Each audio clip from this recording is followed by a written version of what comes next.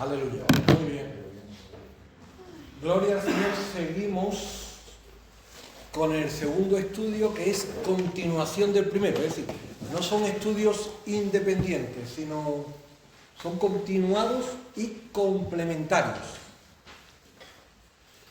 Segundo estudio lo hemos titulado La identidad revelada de la persona divina del Espíritu Santo.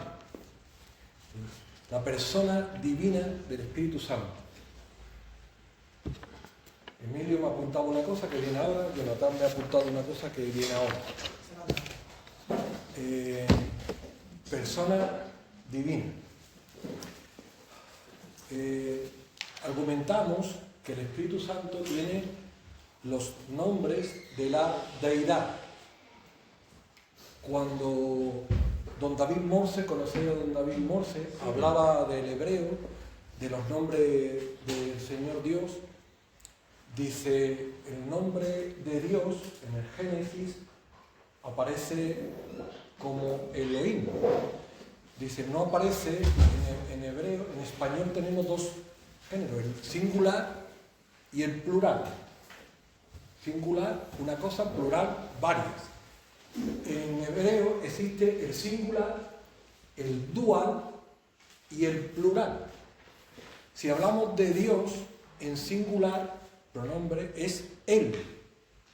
Es el más habitual, Elí. Eli, lama, sabachthani. Frecuentemente aparece Él. Casi todos los nombres, Daniel, Ezequiel, Israel, son fortalezas de Dios. En hebreo se escribe de derecha a izquierda. Lo que dice al final es el principio para nosotros. Él.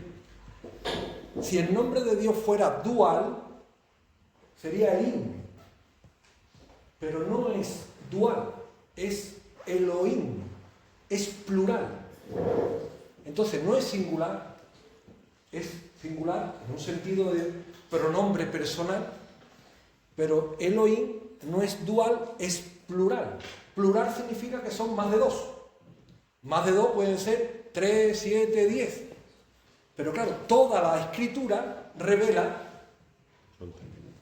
que en la santidad de Dios solamente hay 3 personas, no 4 o 5. En ningún momento aparece sospecha de que hay una cuarta o una quinta. Cuando Dios revela, revela claramente. Si se cita al Espíritu Santo, solamente en el Nuevo Testamento hay más de 200 atribuciones al Espíritu Santo. Y en el Antiguo Testamento muchas. Cuando hablamos del Padre, hablamos del Hijo, lo nombran muchas veces. La teología de Dios no es confusa. Porque lo que Él quiere que tengamos claro, lo aclara y lo cita muchas veces. Entonces, creemos en un solo Dios donde coexisten 3 personas divinas con sus funciones, que hemos dicho que son inseparables, pero también tienen funciones propias. Es lo que le llama a la Escritura oikonomos. Oikonomos viene de construir. En español se traduce por economía. Pero economía suena a algo más material, pero en teología es economía trinitaria. En el oikonomos de Dios, en la administración de Dios, cada una de las personas de la deidad se le atribuye habitualmente una función específica. Hemos dicho que son una unión inseparable, ¿ok? A ese argumento es inseparable. Pero ahora estamos diciendo que tiene una función específica. El gran relato de Dios es la salvación. Crea a las personas, primero crea a los ángeles, luego crea a las personas con las que quiere tener una unión eterna con nosotros, y para ello es consciente de que un día se van a perder por el pecado, y en el seno de la deidad el Padre y el Hijo y el Espíritu Santo concuerdan de que uno va a pagar el castigo que nosotros merecíamos, que es el Hijo. El Hijo es el que sufre en la cruz. El Padre justifica. el Espíritu Santo luego santifica. Pero el juicio lo recibe el Hijo. En la economía trinitaria, se llama así, cada uno tiene una función específica. Aunque hemos dicho que hay operaciones que la hacen indistintamente los tres, y hemos dicho ejemplos de cómo se citan. Bien, hablando de la identidad del Espíritu Santo, hemos dicho lo de Elohim, hablando de la triple, para que veamos su personalidad. Cuando se habla del Espíritu Santo, estamos hablando de un pronombre personal. Sabéis que existen los pronombres de cosas. Esto es, otra vez, una o la mesa. Cuando habla de una persona no dice la, el Marco. Dice un pronombre personal, él. Yo, tú, él. No esto, eso o aquello. Eso que está ahí, no. Eso que está ahí, no. Ese que está ahí, esa persona. Cuando se habla del Espíritu Santo siempre se habla con un pronombre personal. Digo del Espíritu Santo porque parece que la teología sobre la deidad del Padre y del Hijo está más clara. La que suele estar más cuestionada o puesta en duda es la del Espíritu Santo. Y estamos argumentando que el mismo argumento que se dé para el Padre, para el Hijo, es perfectamente argumentable para el Espíritu Santo. Estamos dando ahora lo de Elohim, estamos dando lo de los pronombres. Se usan pronombres personales. Siempre que se habla del Padre, siempre que se habla del Hijo, siempre que se habla del Espíritu Santo. A veces se habla del Espíritu no como un pronombre, sino como una fuerza, como decir. Y entonces eso usa el testigo de Jehová o alguna otra denominación para aplicarlo por extensión a todo el Espíritu Santo. Y es que en esos momentos la palabra Espíritu que está aplicándose ahí no es a la persona divina del Espíritu Santo, sino al viento, al neuma, que he dicho que puede tener hasta los demonios. Los demonios son espirituales, son espíritus inmundos. Porque diga espíritu no significa que sea Espíritu Santo. Porque diga el viento y cite espíritu no significa que sea Espíritu Santo. Cuando se habla del Espíritu Santo usan pronombre personal, porque es una persona divina. Persona divina. Venimos argumentando detalles y todos se van a ir incrementando. Hablando de nombres, la persona divina del Espíritu Santo tiene una gran satisfacción. Su gozo es honrar al Hijo. Al Hijo. Nombres de Dios. Antiguo Testamento. Adonai, Elohim. ¿Cuál es el más característico? Jehová. 6.800 y pico de veces el nombre de yo soy el que soy. No dice más, ni menos. Luego hay otros muchos nombres, Jehová Jireh, Jehová, y empieza a dar cualidades, atributos intrínsecos a la propia identidad de Dios, que es extensible al Padre, al Hijo y al Espíritu Santo. Pero el nombre de Dios en el Antiguo Testamento es Jehová, por antonomasia. Nos venimos al Nuevo Testamento y es el tema que entramos ahora. Estamos hablando de la identidad del Espíritu Santo y para hablar de la identidad del Espíritu Santo vamos a hablar de su satisfacción, es la identidad del Hijo. ¿Cuál es el nombre por antonomasia en el Nuevo Testamento? Cristo. El de Cristo.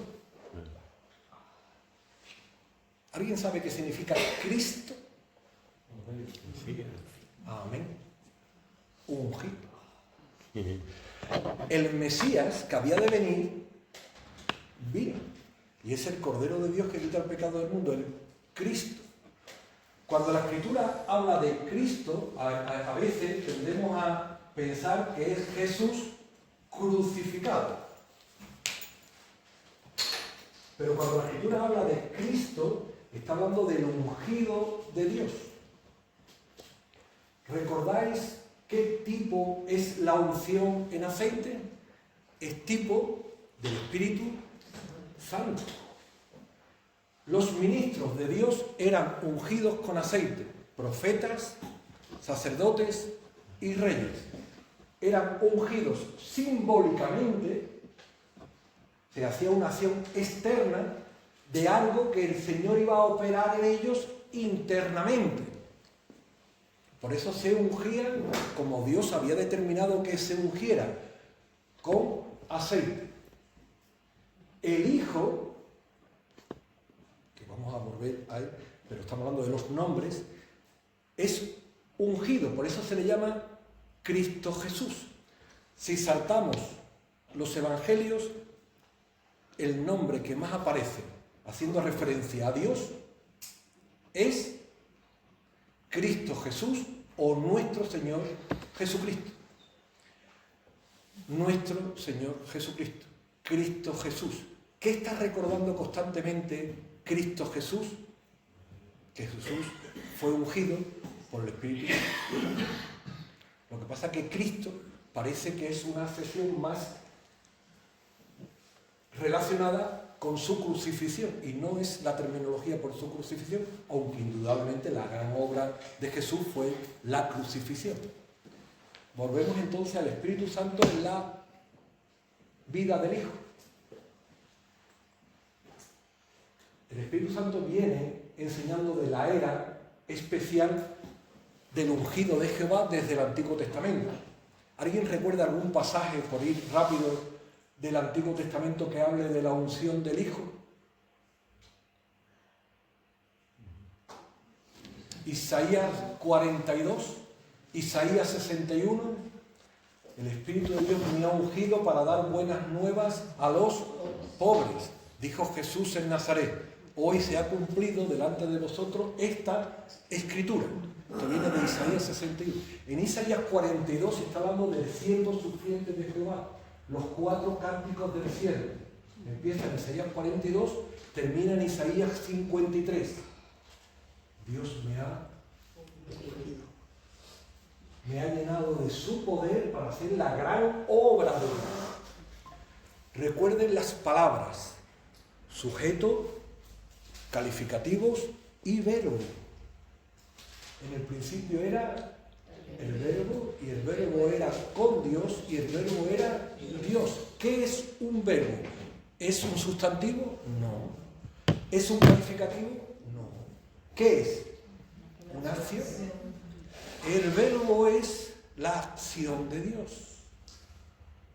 ¿Qué es lo que más actúa? A través del Espíritu Santo. ¿Cuál es la gran obra del verbo? La cruz del Calvario. Es la gran obra del Señor desde el consejo predeterminado de Dios. Morir y a los 3 días resucitar. Y no nos vamos a quedar aquí, pero vamos a llegar aquí desde el principio de Jesús. Hemos ido a las profecías del Antiguo Testamento, pero recordáis que Jesús, cuando es profetizado que va a nacer, le dice el ángel a la bienaventurada Virgen María que iba a concebir no de un hombre, sino del Espíritu Santo. Y el santo ser que nacería sería llamado Hijo de Dios. Entonces vemos que el Espíritu Santo está en la profecía, toda la profecía del Antiguo Testamento, dice Pedro, todos los santos profetas hablaron inspirados por el Espíritu Santo. Es decir, en toda la profecía del Antiguo Testamento está el Espíritu Santo, pero el Espíritu Santo está especialmente involucrado en la obra mesiánica más importante que Dios iba a realizar, que es nuestra redención. ¿Por qué para Dios nosotros somos lo más importante y no los ángeles? Es otro misterio. O quizás que nosotros lo estemos leyendo desde nuestra perspectiva, o desde la perspectiva que tenemos revelada. Pero Dios no nos da su vida por los ángeles. De tal manera, Dios al mundo ha dado por personas necias, insignificantes, miserables como nosotros. Seguimos con el Hijo. El Hijo fue ungido desde el seno, fue concebido por el Espíritu Santo. ¿Recuerden qué ocurre en su bautismo? Por ir. Amén. Los cielos fueron abiertos, se escuchó la voz del Padre, este es mi Hijo amado, en quien tengo mi complacencia, y el Espíritu Santo vino en forma corporal como de paloma. Y Jesús fue lleno del Espíritu Santo, dice Lucas 4:1. Fue lleno del Espíritu Santo en ese momento. Y lleno del Espíritu Santo, búscalo, Martín, búscalo y léelo. Lucas 4:1. Que si no voy muy rápido. Lucas 4:1.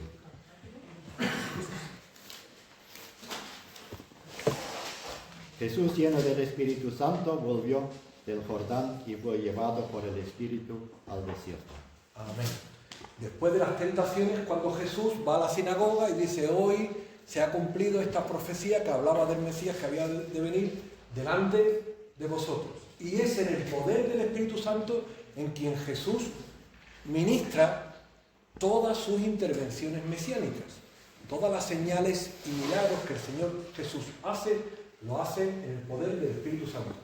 Quien está con él ungiéndolo y quien le levanta de los muertos. Y ahora decía, todo esto por resumir mucho el ministerio del Espíritu Santo en el Hijo.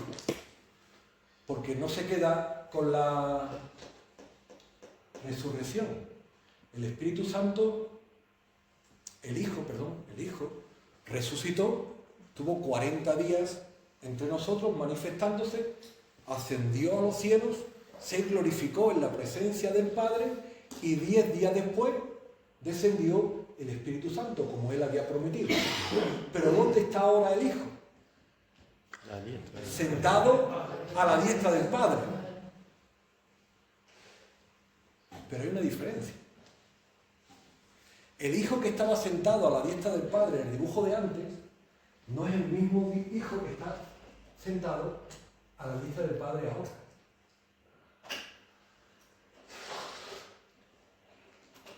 No queremos mal explicar.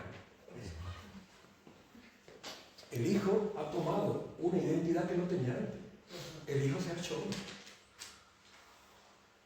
Y el Hijo se ha hecho hombre para siempre, jamás. Nunca va a dejar de ser hombre. Después de resucitar y ascender a los cielos, Juan en Apocalipsis ve al Cristo glorificado. Pero a quien está viendo es a Cristo sentado a la diestra del Padre. Dios ha enriquecido su gloria. Dios es glorioso en grado sumo. Dios es Padre de misericordia. Dios es misericordioso en grado sumo. Sin embargo, Salmo 117, Dios ha enriquecido su misericordia. ¿Cuándo Dios ha enriquecido su misericordia? Cuando en su obra soberana de gracia ha manifestado su bondad hacia las personas entregando su vida por nosotros. Dios, que era grande en misericordia, dice la Escritura, ha entorreado de torre, ha engrandecido su misericordia. Era grande en misericordia, ahora es más grande en misericordia, porque la obra de compasión que ha hecho es inigualable, indescriptible. Dios engrandece su gloria con la obra de gracia, con la obra del Hijo. Dios engrandece su gloria cuando el Hijo llega al seno de la deidad como Hijo glorificado. Y además con un billete de compromiso. Estoy esperando a la novia.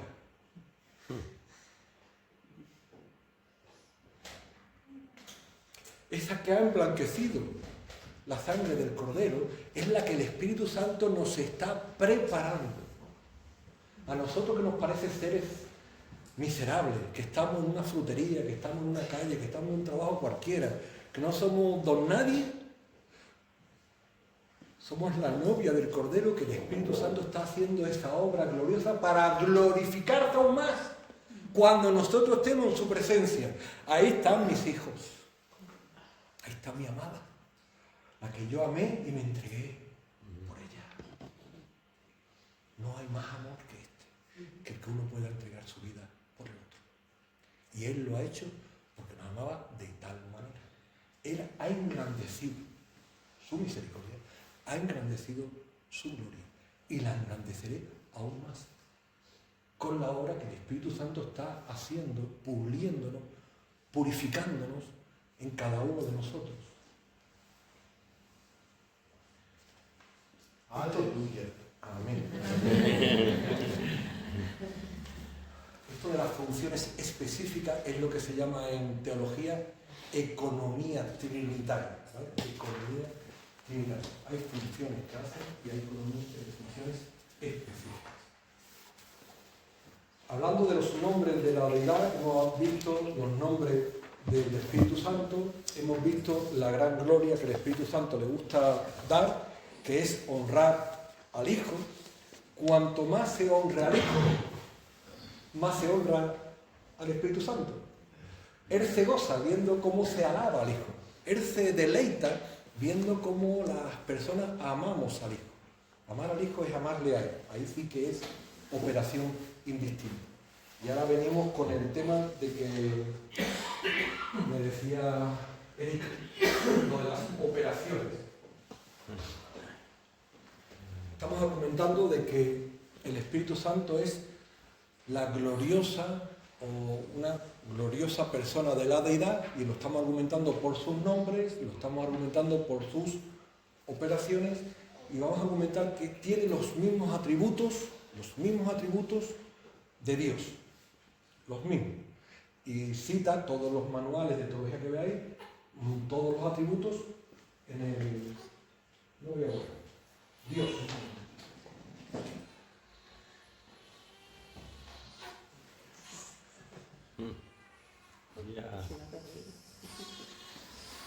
Bien, en teología se estudia que Dios tiene 4 áreas para describir sus características, sus cualidades, sus atributos. Uno son los atributos inherentes de Dios. En teología se le llaman atributos naturales. Estos atributos son exclusivos de Dios. Exclusivos de Dios. Entre los atributos naturales está...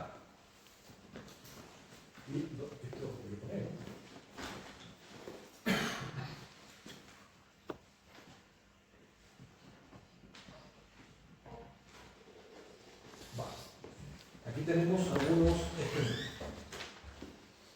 Dios es vida. El mayor don que Dios tiene es la vida. En su inmenso amor hemos dicho que Él no necesitaba otras criaturas, pero las ha creado por amor. ¿Cuál es el mayor don que Él tiene? La vida. ¿Qué comparte con nosotros? La vida. ¿Por qué? Porque quiere que nosotros tengamos esa vida con Él. Dios es eterno, Dios es todopoderoso, Él es el Rey todopoderoso, soberano todopoderoso, Él es inmutable, es único, es luz, es omnisapiente, es omnipresente. Todos estos atributos de Dios, si buscásemos ahora en la Escritura, ¿sabía quién aparecen? Todos uno por uno, del Espíritu Santo. Quien describe a Dios, describe al Padre, al Hijo y al Espíritu Santo. Quien describe al Espíritu Santo, describe a Dios. Uno por lo menos. ¿A dónde miré de tu Espíritu? Dice el Salmo 139. O el ministerio del Espíritu es glorioso. El mismo Jesús nos vivificará, el que da vida, ¿vale? Todos son atributos, o el Espíritu Santo lo escudriña todo, aún lo profundo de Dios, porque Él es omnisapiente, omnipresente. Son pequeños descriptores en los que no nos vamos a detener, pero que nos vayan sonando. Que por cierto, cuando Dios nos ha creado a su imagen y semejanza, lo apuntamos para el estudio 4, Dios ha puesto de estos atributos en nosotros. Son exclusivos de Dios, pero Él ha puesto como un botón de muestra una imagen en nosotros. ¿Sabéis el Cristóbal Colón que hay en Huelva? Es grande. Si yo traigo aquí un llaverito, es una imagen del Cristóbal Colón. El llaverito. Nosotros nunca vamos a ser todopoderosos, ni nunca vamos a ser omnisapientes. Oye, pero poder para mover rotulador tenemos. Y sabiduría para saber algo tenemos. ¿Por qué tenemos esos atributos? Porque Dios los ha puesto en nosotros, en un lugar existimos. Somos únicos. Y desde que fuimos creados somos eternos. Nunca va a perecer el espíritu de la persona. O estará reconciliado con Dios en la gloria, en el cielo, o estará separado de Dios, pero por toda la eternidad. Dios tiene otros atributos. Son los denominados atributos morales de Dios.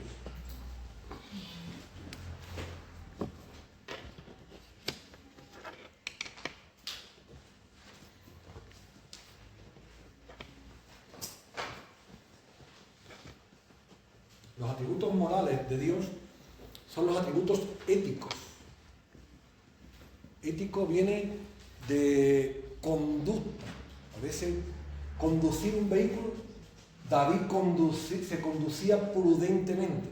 David tenía una conducta prudente delante del rey Saúl. Conducir un vehículo no es solamente saber teóricamente cómo se conduce un coche. Porque el que lo sabe en teoría no sabe conducir un coche. Sabe conducir un coche cuando ha aprobado el práctico y conduce. Esa es la conducta de la vida. No se tiene solo en la teoría. Se tiene cuando conduces tu vida conforme a la semejanza de Dios, que es quien nos ha creado. Dios es amor, gozo, paz, bondad, benignidad, mansedumbre, fe, templanza, y aún diríamos que contra todas estas cosas no hay ley, pero es que ahora sigue: verdad, justicia, humildad. ¿Sabéis cuántos atributos hay revelados en los diccionarios enciclopédicos? Paso página. Paso página. Y me quedo. Hay unos pequeños. ¿Hay atributos morales de Dios? Cuando Dios nos crea, las personas nos crean a su imagen, hemos dicho, y semejanza. Nosotros somos semejantes a Dios en los atributos morales. Si Dios es amor, nosotros somos amor, verdad, justo, manso, humilde, etc. Ahora, con los atributos naturales somos una muestra, pero con los atributos morales no te dice Dios: mira, yo soy el camino, la verdad y la vida, pero tú, como eres una persona, podés la verdad algunas veces y otras veces no. ¿Lo enseña así? No. ¿Qué dice el Señor en el Sermón del Monte? Ser perfectos, así como vuestro Padre Celestial es perfecto. Y ahora empiezan los mayores. Antes de tirar la piedra al adulto, a irse para atrás, diciendo: ser perfectos. Obsérvese un detalle. Esto viene bien, sobre todo los que son maestros de escuela dominical, de jóvenes, pero también viene bien para las personas aprender a conocernos a nosotros mismos.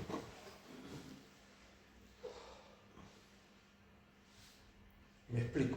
En el área de aprendizaje de una persona, somos personas, aprendemos contenidos cognitivos que van a la mente, contenidos actitudinales, que son morales o van al corazón, y contenidos procedimentales, que son destrezas. Por ejemplo, una destreza es tocar la guitarra, hacer un plato de comida, son habilidades, destrezas. Los contenidos cognitivos son ideas. ¿Dónde fue bautizado Jesús?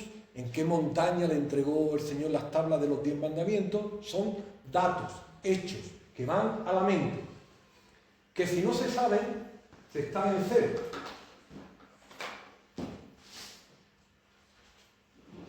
Pero que se aprenden a veces según el tamaño del aprendizaje. Me explico, ¿alguien sabe decir de memoria Juan 1.1? No, más o menos no, no una versión... Alguien que levante la mano y que lo diga, Juan, amén.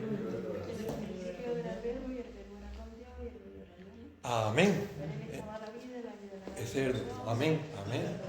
En el principio, Dios hace las cosas bien desde el principio. El Génesis es en el principio. Dios hace las cosas desde el principio.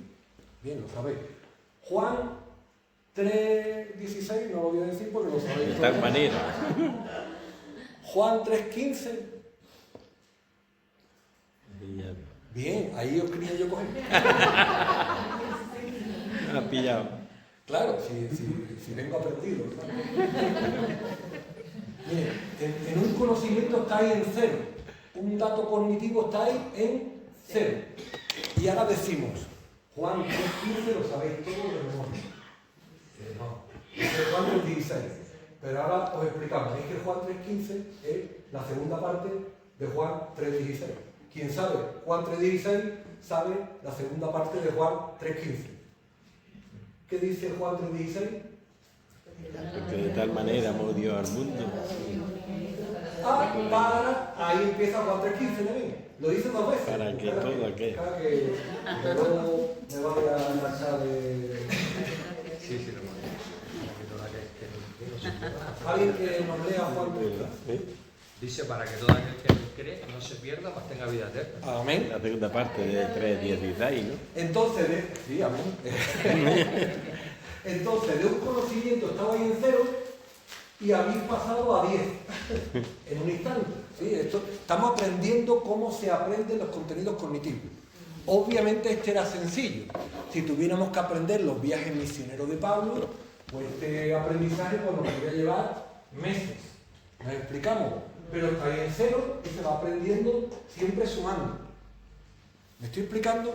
¿Qué ocurre con los contenidos actitudinales o morales? Que es lo que hemos descrito aquí de atributos de Dios. Que no partimos de cero. Porque igual que ocurre con los atributos de Dios, que existe la cara del bien, desde el día que tomamos del árbol de la ciencia del bien y del mal, conocimos la otra cara. Y si observáis, todos los atributos morales tienen otra cara. ¿Qué es lo contrario de amor? Odio. ¿Qué es lo contrario de verdad? Mentira. De justo. Injusto.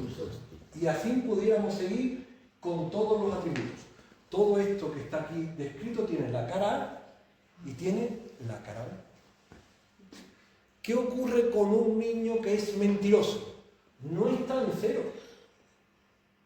Está, según lo mentiroso que sea el niño, está así. O el que es violento. Hay que ver que este nada más que hace pegarle al amigo.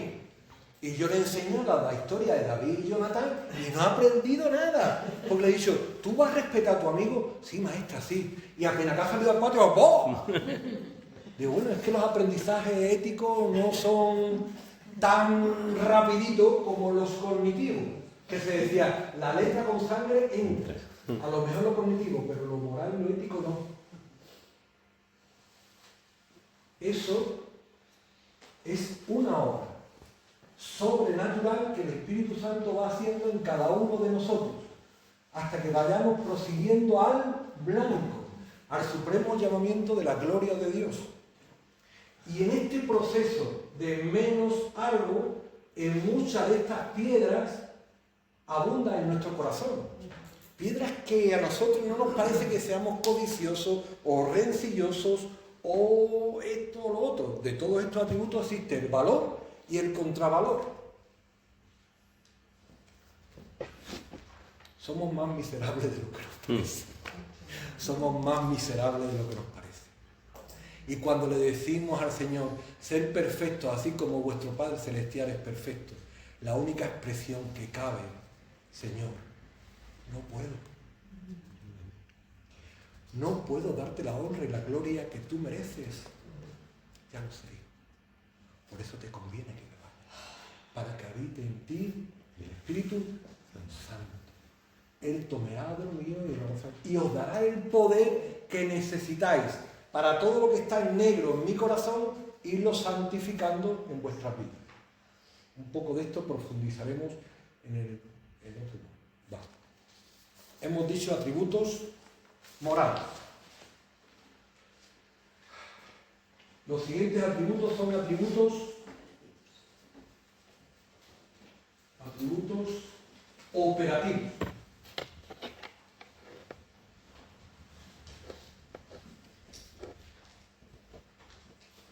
Por cierto, bueno, es que esto lo voy a dar mañana, no sé para qué fue esta tarde, pero es que ya lo tengo aquí ya.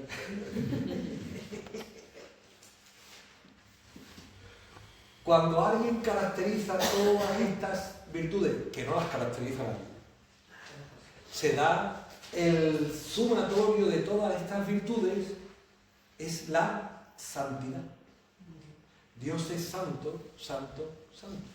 Quien caracteriza todas estas cosas al 100% es santo. Atributo exclusivo de Dios, que nos ha dado a su Espíritu Santo para santificar nuestro corazón. Santo. Obsérvense, cuando alguien dice que venimos de un animal,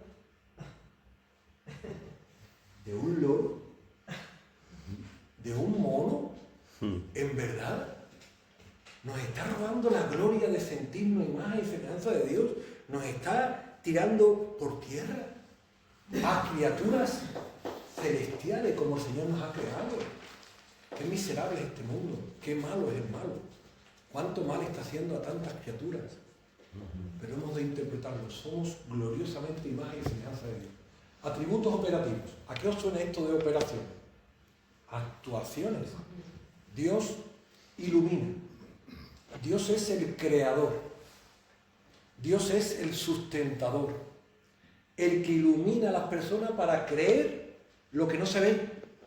Esto que nosotros decimos, pero si, ¿cómo no cree que Jesús es tu Salvador? Pues no lo ve. Es increíble que haya personas que estando delante de la cruz no entendieran que allí estaba el Mesías crucificándose por sus pecados. No lo creían.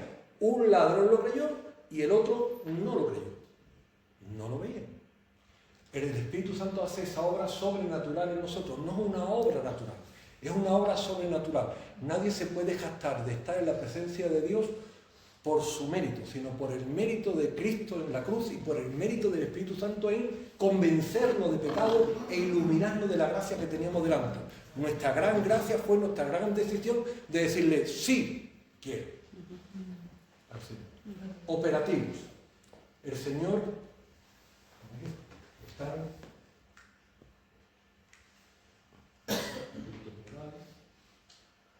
inspira, enseña, trabaja. Recuerden que el Padre hasta ahora trabaja, yo trabajo. La palabra inspira, corrige, redarguye, regenera. Hay mucho redentor. Todas estas operaciones las hace Dios por medio del Espíritu Santo.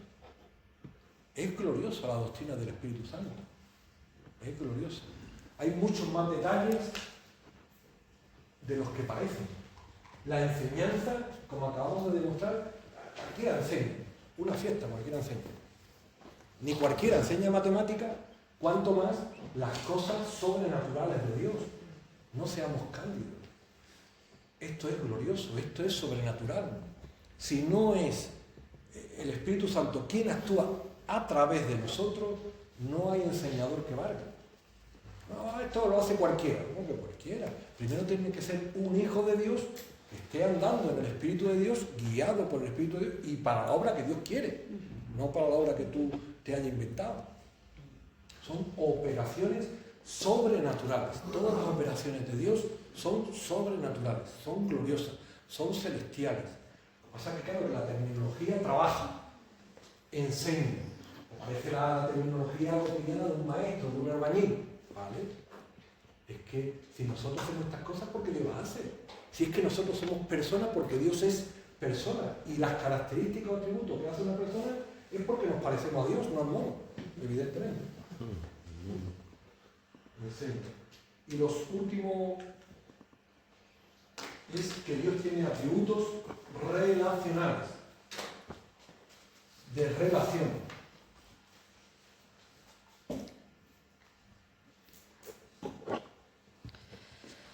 Dios se vincula consigo mismo, la pericoresis. ¿Recordáis cuando hablábamos de esa danza de amor que Dios tiene en sí mismo?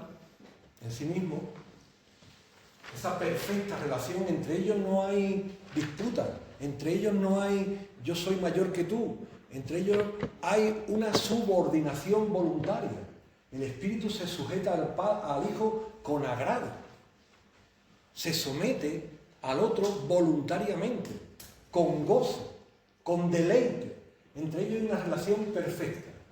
Esa pericoresis también nos lleva a nosotros a entender más de los atributos. Todo está integrado, ¿vale? Cuando Dios resume todos los mandamientos en dos, ¿recuerden en qué los resume? Amén. Ama a Dios, ama a tu prójimo como a ti mismo. Si nosotros nos alegramos de que tengáis buena teología, a los montes, y no lo decimos jocosamente o con un poquito de broma, sino para interpretar que Dios es un Dios de relación. Amarás a Dios, tenemos una relación vertical y tenemos una relación horizontal con los demás y tenemos una relación también con nosotros mismos. ¿Quién va a lavar las manos? Cada uno se lava las manos, cada uno se ducha, cada uno se viste. ¿Quién perdona al otro? Nos perdonamos, somos misericordiosos. ¿A quién adoramos? ¿A quién le respetamos el día de descanso? ¿A quién ofrendamos? Al Señor Dios. Tenemos una relación horizontal y una relación vertical.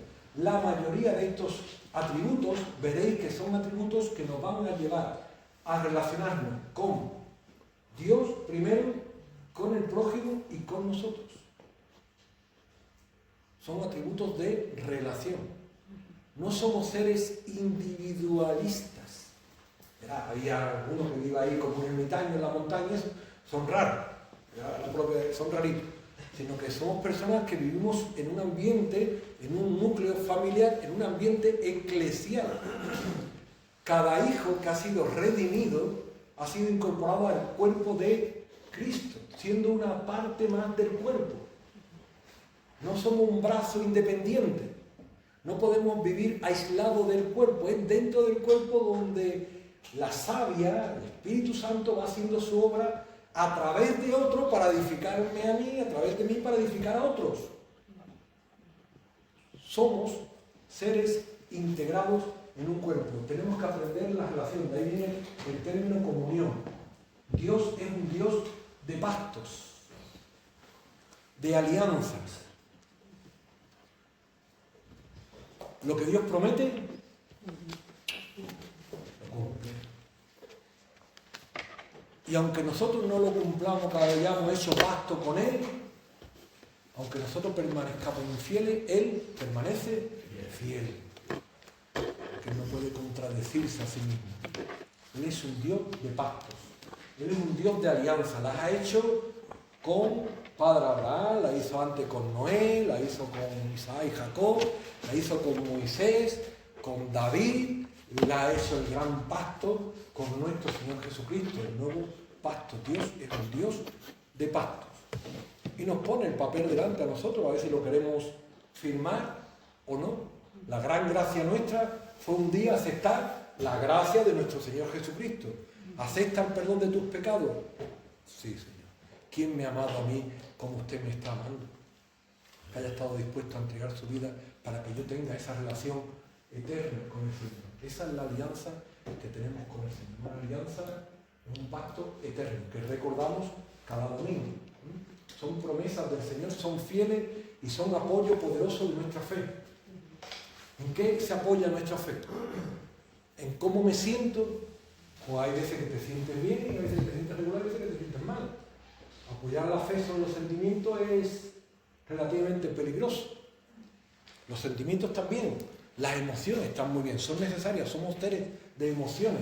Es más, es triste a veces que tengamos el espíritu encorsetado. Parece que que los de la Asamblea de Dios, los hermanos, son los que tienen el monopolio del Espíritu Santo porque están siempre saltando y bailando y están llenos de júbilo. Y tú te sientes como un cristiano de segunda división, de segunda categoría.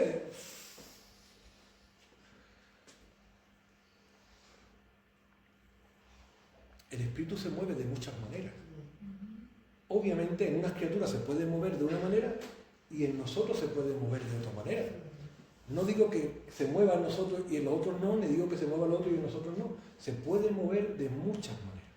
Saltando y bailando y danzando con relativo cuidado, porque muchas veces detrás del emocionalismo está cerca el precipicio del malo, pero también está el tema del parado, que detrás del parado está el precipicio del enfriamiento y... ¡ay! Que te cae, que está cantando y te cae nada. Que parece que está cantando porque son las 11:10 del domingo. Que poca devoción tiene que haber, es verdad que son muchos domingos y cada unos días venimos regulares, pero la cosa del Señor es venir a la presencia del Señor, sentir su Espíritu. Vibrar en su espíritu. A veces venimos con las medias bromas y que de verdad que muchos de nosotros somos los primeros y nos sentamos, venga, vamos a empezar el culto, ya vamos. Y ahora tú ves una sinagoga que no tienen a Cristo, la reverencia con la que entra en el lugar sagrado, el candelabro, la Torá guardada, el incienso humeando, la música sonando suave, porque allí, en medio de la alabanza, mora el Espíritu de Dios. Y se entra en el recogimiento, en el reposo. Dios no mora, el Espíritu no va con la tempestad, va en el reposo de Elías. No tienen más espíritu los que saltan que los que están en el reposo. El Espíritu se mueve en el reposo y el Espíritu se mueve en la alabanza. Pero hay que distinguir cuando es espiritual el reposo y hay que distinguir cuando es espiritual la alabanza. Porque podemos hacer la alabanza para la carne y podemos hacerle el reposo por tibieza. Hay que vibrar el Espíritu, hay que buscar el Espíritu de Dios para engrandecer el nombre de Dios. Y en eso tenemos que esforzarnos las iglesias. Hemos perdido, en general, el sentir que este local es un local sagrado. Este local podría ser un local de aparcacoches. Pero si se dedica al culto, es un local sagrado. Y en el momento que hay culto, es de culto. Y al culto no se entra ni con los móviles encendidos, ni hablando con el otro del partido de ayer, ni del bizcocho de esta mañana. Al culto 10 minutos antes, 15 minutos antes, lo que uno se entra en recogimiento.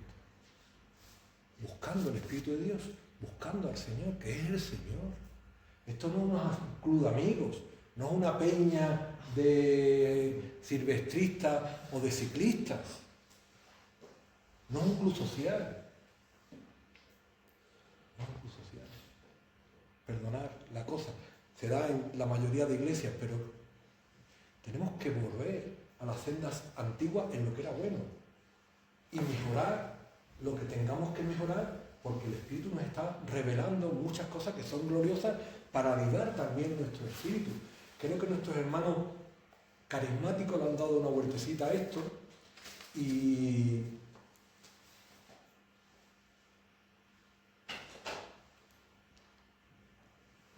no compartiendo la doctrina de las asambleas de Dios, y tendré ahí el libro de la unicidad, se llama así el libro de la unicidad. Ellos no hablan de Dios como tres personas divinas, de las tres personas que nosotros estamos revelando, y habla de los atributos de Dios como manifestaciones de Dios, manifestaciones, o que tenga el monopolio del Espíritu Santo, de que para tener el Espíritu Santo haya que ser bautizado en una dimensión posterior, que esto lo explicaremos en otra teoría, y entonces cuando se tiene el Espíritu Santo, y cuando se tiene el Espíritu Santo tiene determinados carismas, como las lenguas, o las danzas, o las expulsiones demoníacas, o los milagros, que son expresiones carismáticas. No las compartimos. Pero sí el fervor espiritual de buscar el sentir del Espíritu, de vibrar en el Espíritu. Nos parece que entre medio de Corintios 12 y Corintios 14 está Corintios 13. 12 y 14 hablan de los dones, 13 del amor. Que el verdadero amor no es saltar. El verdadero amor es estar dispuesto a dar tu vida por los enemigos. Señor, eso es imposible. Esa es la lección. Ama a tu enemigo. Bendice al que te aborrece. Haz bien a los que te maltratan. Y ora por los que os ultrajan y os persiguen. Esa es la plenitud del Espíritu. Honrar al Hijo con las acciones que el Hijo ha preparado de antemano para que le glorifiquemos. No hay más gloria en saltar que el perdonar al que te ofende. Pero es muy fácil hacer ruido y es muy difícil perdonar. Es muy difícil pedir perdón. Tú vas a salir por la puerta, vamos, perdona, y se usa el perdón, caballero, perdona, y se ha devaluado el sentido del perdón. El perdón tiene un precio. Al Señor Padre, perdónalos, porque no saben lo que hacen. Pero cuando nosotros perdonamos a alguien, estamos pagando también un precio. Porque aquel daño que Él nos ha hecho, ya le estamos diciendo que no hace falta que nos lo restituya, si es material. Y si es de relación, porque nos ha ofendido, insultado, menospreciado, perdonar duele. Pero es glorioso. ¿Es difícil para la carne? No. Muchas veces es imposible para la carne. Pero lo que es imposible para la carne es posible para Dios. De esto van las lecciones del Espíritu Santo. No de saltar mucho. Que repito, que a veces hay que saltar. Y que a veces no está mal una danza, pero eso es el sentir de cada iglesia. Sentir de cada congregación. No, el Señor se mueve en todos los sitios de una forma igual. Pero es glorioso lo que dice el Señor, que no tenemos que pensar todos igual. Porque cada uno tiene su teología. Pero tenemos que tener un mismo sentir en Cristo Jesús. ¿Que tienen mis hermanos carismáticos una teología diferente a la mía? La tienen. Los carismáticos son todavía más allá que los pentecostales, son los de Asamblea de Dios, digamos, los carismáticos suelen ser los de Filadelfia, los movimientos carismáticos vienen casi de la década de los 50, hablando también un poco de historia de la doctrina del Espíritu Santo. Ha sido poco tratada a lo largo de los siglos, pero se ha ido montando algo con respecto a precisamente con el tema de la Trinidad. Pero a mitad del siglo XX hubo movimientos carismáticos impulsando el tema del Espíritu Santo. De ahí vinieron hasta los grupos neocatecumenales católicos, que es un avivamiento curioso, porque están volviendo a la Escritura. Volviendo no, nunca han estado a la Escritura, están viniendo a la Escritura. Y cuando vienen a la Escritura es poderosa, poder de Dios para la salvación. La Escritura es poderosa y hemos visto catecumenales predicando el Evangelio, no el de la María Santísima, sino el Evangelio de Cristo, del perdón de pecados. Hay probablemente iglesias llamadas evangélicas que no sean iglesias, no estamos entrando en juicio de valor con nadie, pero lo puede haber, llamadas carismáticas, llamadas tal, Señor sabe. A nosotros lo que nos corresponde es llevarnos bien con todas las que confiesan a Cristo como su Salvador. Nuestro sentir es en Cristo Jesús. No buscar doctrinas para decir que yo he aprendido del Espíritu Santo que lo que tú estás haciendo no es lo correcto. No estamos aprendiendo para enemistarnos con los hermanos. Estamos aprendiendo para tener un mismo sentir con los hermanos. Con nuestras propias convicciones. Tampoco pensar que somos de segunda categoría, que es donde hemos empezado el discurso, que somos todos de la misma categoría. Todos valemos la sangre preciosa de Cristo Jesús. No hay de primera o segunda división. Pero ellos no tienen el monopolio. Un día un hermano sentado, José Luis, el marido de Maribel, Pues estoy pensando, después de 3 años de relación con él, que en ti habita el Espíritu Santo. Digo, bueno, hermano, yo nunca lo había dudado, pero en tu teología sí. Y él, claro, era su dificultad teológica, yo no la tenía, yo pensaba que estaba en mí y pensaba que estaba en él. No hablaba en lengua o no tenía poder para orar por los milagros, pues pensaba que no tenía esa capacidad carismática, ¿no? Entonces decimos, los carismáticos son los de más bien gitanitos y otras asambleas más extremas. Las asambleas de Dios suelen ser, se llaman pentecostales porque si tienen la doctrina, ellos le hablan del modalismo, lo digo por lo menos para que os suene, que Dios actúa de diferentes modelos o modismos. Existe un único Dios que actúa de diferentes modas, se manifiesta de diferentes maneras. A veces en una sola frase es difícil ver las diferencias, pero ya luego viendo la letra pequeña de una y otra interpretación, vamos interpretando las diferencias.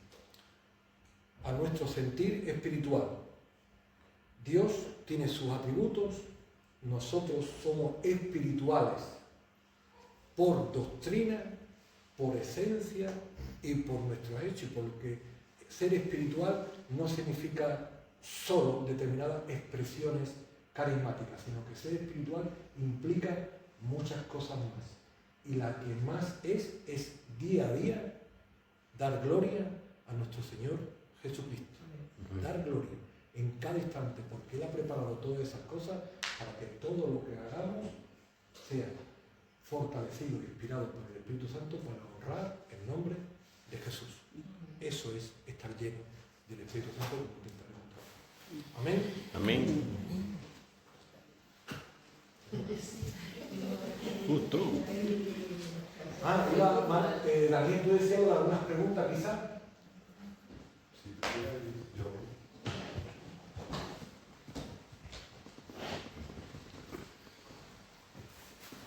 ¿Empiezo yo?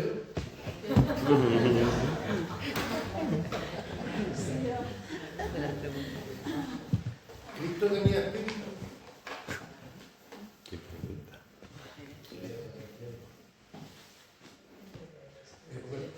Cristo tenía espíritu. Cristo crecía. Cuando estuvo orando, ¿qué dice? Mi alma se angustió o mi espíritu se angustió. En Getsemaní. No sé, hermano. Vamos a ver, Cristo crecía en sabiduría, en estatura y en gracia para con Dios y los hombres. Él fue hijo del Espíritu Santo, hijo de Dios. Él es una persona humana donde habitaba plenamente toda la deidad.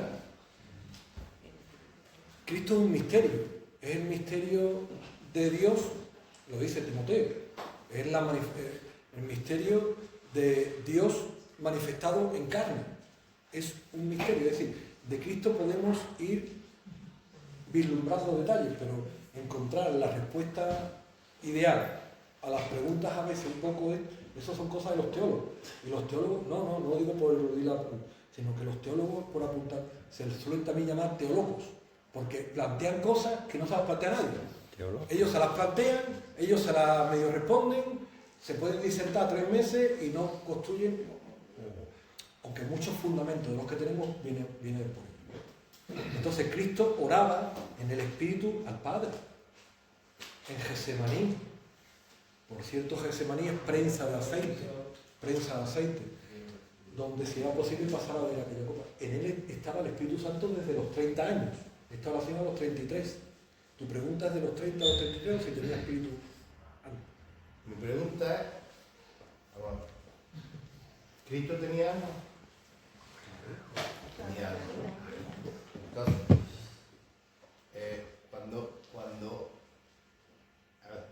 cuando él murió, Sí.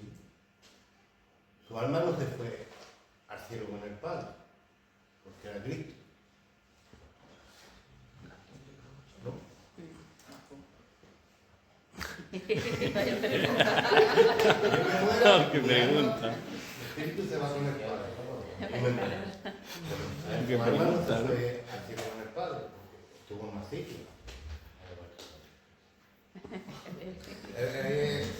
¿Tú estás seguro que tú eres amigo mío? Bueno, alguien tiene la respuesta, porque esto a fin de cuentas son respuestas colaborativas. No, ¿verdad? No es una falsa modestia, no es tampoco ninguna virtud venir aquí como doctor que tiene respuesta a todas las cosas, ¿verdad? No, tampoco una falsa humildad, es la realidad de que cada uno tenemos el discernimiento espiritual que tenemos, y la pregunta de él me parece de enorme complejidad teológica. A veces se llevan disertando cosas, dicen cosas que el Espíritu de Dios estuvo, dice, dando testimonio en los infiernos. Es un misterio, lo describe la Escritura así lo describe la Escritura. Que a los 3 días el Espíritu Santo le levantó y vino a ser Espíritu glorificado. Lo dice la Escritura, porque ya no era el mismo ser humano que era antes de resucitar. Porque antes, si llovía se mojaba, si andaba mucho se cansaba. Pero ahora glorificado, dice que os espero en Galilea. Ustedes ahí andando, que ya yo estoy allí, que ya yo estoy allí. Y entraba, estaban las puertas cerradas y se ponía en medio de nosotros. Es decir, no responde a eso, o sí, es decir. Yo donde voy, si cuando Él resucitó y se fue al cielo con el Padre, iba con armas. A lo que voy.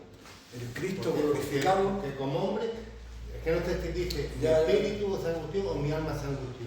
Es que es lo mismo, pero bueno. Sí, es que lo a veces mismo. la expresión Pero arma y cuando alma. se fue al cielo con el Padre, yo creo que fue como quien era. El misterio de Cristo glorificado es plenamente humano glorificado. Es decir, ¿qué implica eso? Pues que en Él no envejece, en Él no habrá enfermedad, en Él no habrá dolor. Él es glorificado, Él es el Rey de la gloria. Él está sentado. La pregunta si tiene alma el Cristo glorificado o no tiene alma, creo que es una respuesta que no existe en la terminología, creo yo que no, o no la conozco para describirla. Yo creo que somos un ser integral y Cristo es la integración de todo. Es decir, tiene cuerpo. Glorificado. Ese cuerpo glorificado implica que tuviese el mismo alma, neuma de vida que tuviera antes. Pues quizás sí. Pero tenía su cuerpo y su cuerpo glorificado con el que resucitó. A lo mejor, a mí me llama la atención que la Biblia dice que Cristo se hizo semejante a nosotros. No dice que se hizo exactamente igual en todo. Entonces, Él era semejante a nosotros porque totalmente igual, imposible, porque en Él hubo la unión hipostática de la deidad y de la humanidad. Entonces, yo creo que ahí entramos un poco en un terreno que es muy difícil una definición totalmente exacta de todas las cosas. Si la Biblia no lo dice muy claro, es porque no lo tenemos que saber. Pero lo que sabemos es que Él se hizo semejante en muchas cosas a nosotros, Él se entregó por nosotros, Él ha existido antes y ahora después, como bien, ha explicado Diego, pues que Él después como hombre, pues resucita y como hombre está glorificado, ¿no? Hay esos términos, yo pienso que un poco, no sé, yo creo que no es de suma importancia, ¿no? Para nosotros. Y posiblemente la Biblia no nos da una respuesta muy clara a eso. ¿Y por qué no nos da una respuesta muy clara? Creo que no es tan importante que lo sepamos. Tengan cuidado lo que dice Manu. Si Dios es espíritu y Él regresa al Padre, se lo tiene que ser en forma de espíritu. O sea espiritual. Él tiene un cuerpo glorificado. Él tiene cuerpo glorificado. Cuando veamos a Cristo no vamos a ver un espíritu como el Espíritu Santo. Él tiene un cuerpo glorificado. Eso está claro. Si hay detalles, verá, a veces, es decir, no podemos comprender todas las cosas, es evidente. Primero, porque no nos han sido reveladas, muchas de ellas, porque no estamos capacitados para entenderla, es una obviedad. Estamos hablando de la gloria del Señor. Entonces no podemos entender todas las cosas porque no han sido reveladas por un lado. Pero claro, eso tampoco argumento es una excusa para que todo lo que ha sido revelado no nos esforcemos como el que extrae minas, de meternos en la mina a sacar y extraer las doctrinas que sí han sido reveladas.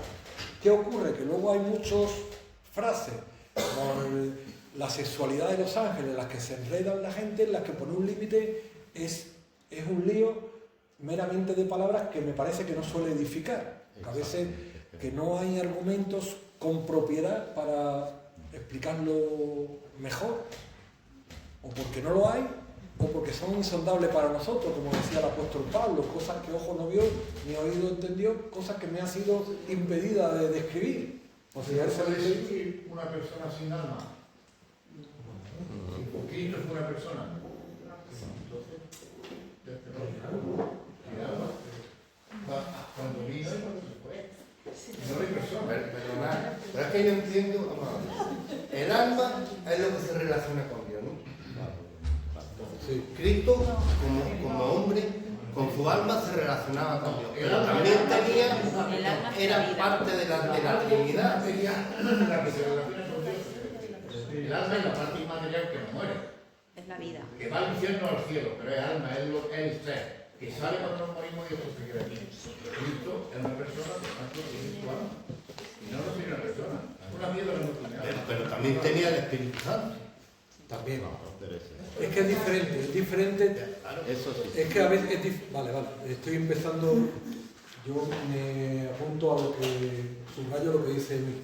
Todos tenemos alma, hasta un animal tiene alma porque en el alma está la vida de las criaturas y es en ese alma en la que viene a morar el Espíritu Santo de quien son creyentes. Es decir, que Cristo evidentemente si es una persona tenía cuerpo y alma. Él mismo dice, mi alma está triste hasta la muerte. Hasta la muerte. Claro, eso, ¿no? Mi alma está triste. Y por eso apuntaba, está en su espíritu. Claro, es que lo que hay que disociar un poco, dentro de que todo está integrado, es alma de Espíritu Santo o espíritu de Espíritu Santo. ¿Vale? Por eso a veces los dibujos ayudan a los niños, el dibujo del alma como el corazón.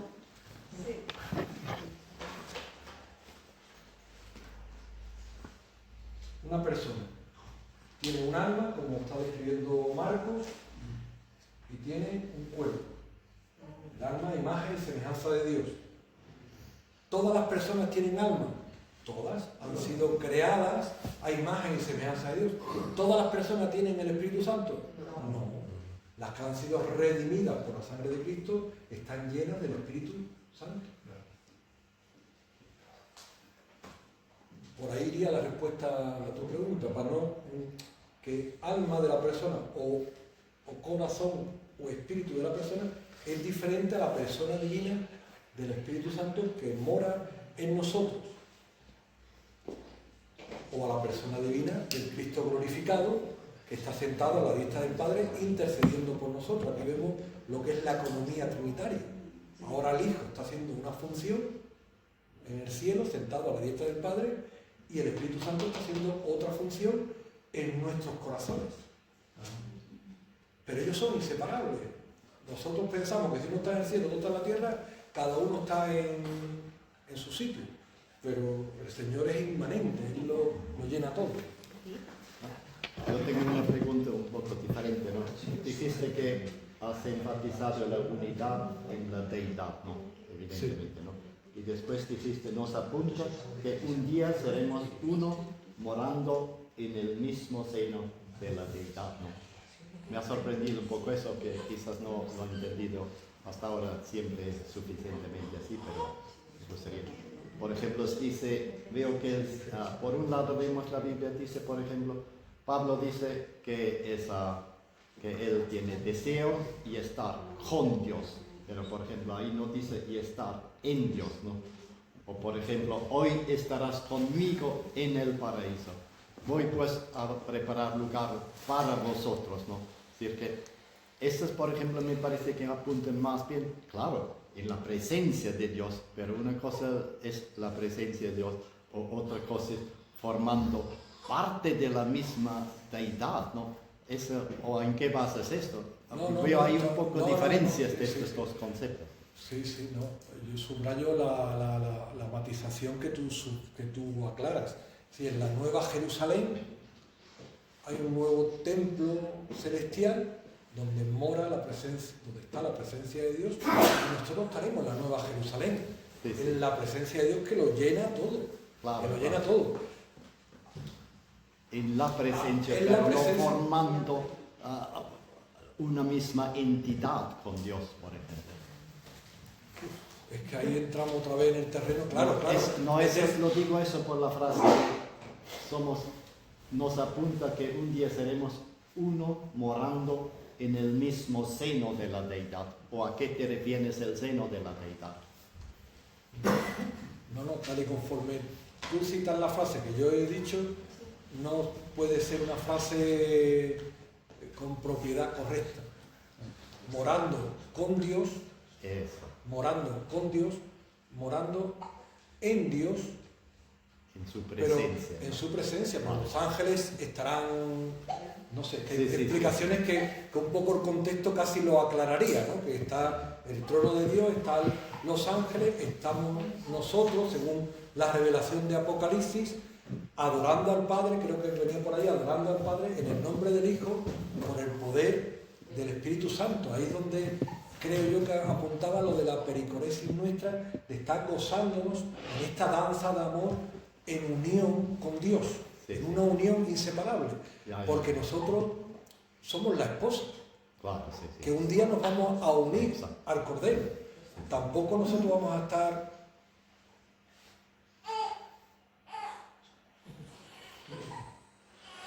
en una habitación separada. Estamos casados. ¿Hasta dónde llega la unidad gloriosa? Pues ya lo veremos. ya lo veremos. Si el Señor, seguro, explicar estas cosas o intentarlo discernir es jugar un poco con las palabras, y a veces, siendo muy preciso, te puedes resbalar un poco, pero que es glorioso, creo que es glorioso. Bueno, estamos por finalizando. Vale, esta tarde entonces a las 6. Daniel, siguiente. Bueno, vamos a por lo menos terminar en oración. Venga. Quien quiere terminar en oración, libremente puede. Padre Cielo, gracias por tu palabra. Gracias, Señor, por el Espíritu Santo, Señor, que mora en nosotros. Bendícenos, cuídanos en el cielo. Haznos crecer, Señor. Edifica tu iglesia, que es tu esposa. En nombre de Cristo Jesús. Amén. Amén. Pues hasta esta tarde, los que tienen preguntas todavía, él está aquí seguramente dispuesto para responder. ¿Vale? Muchas gracias.